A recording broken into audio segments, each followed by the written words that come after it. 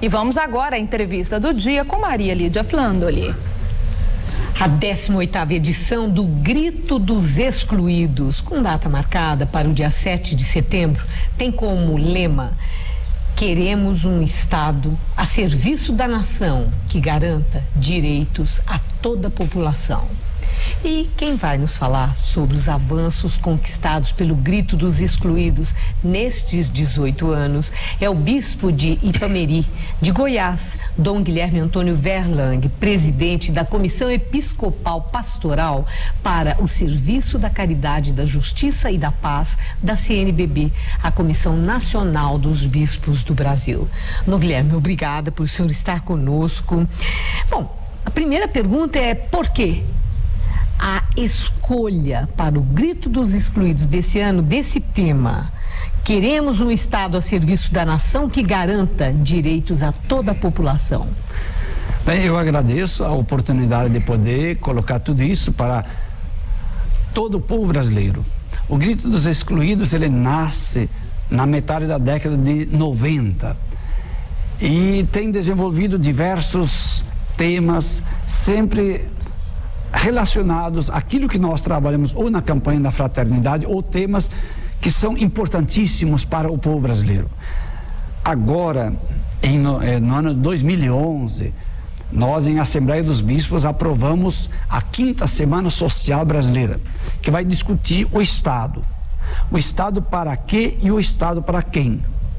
Então, o Grito dos Excluídos, que nasce exatamente da 2ª Semana Social Brasileira, ele evidentemente tinha que pegar esse tema. Por que o tema? Porque o Estado, infelizmente, está muito mais a serviço de grupos, de interesses particulares, do capital, do que propriamente do povo.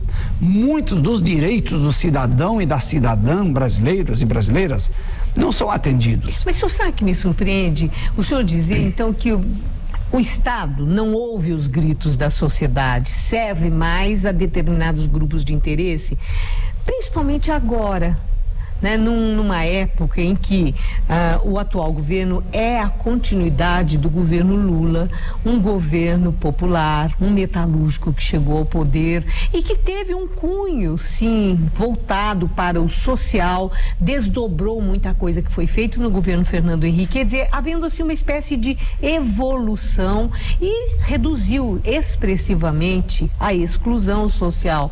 Quer dizer, esse Estado continua não ouvindo os gritos da sociedade? Nós avaliamos que em grande parte houve significativos ganhos, houve melhoras, mas é muito longe daquilo que nós precisamos. Veja bem, nós somos a 6ª economia do mundo, nós somos a 4ª nação mais desigual da América Latina. Então alguma coisa não está certa. Nós somos a 6ª economia de uma ponta e no outro lado nós temos ainda próximo dos 20 milhões de brasileiros que vivem na pobreza absoluta. Depois, a questão, o grito, por exemplo, dos indígenas. O Estado não está atendendo.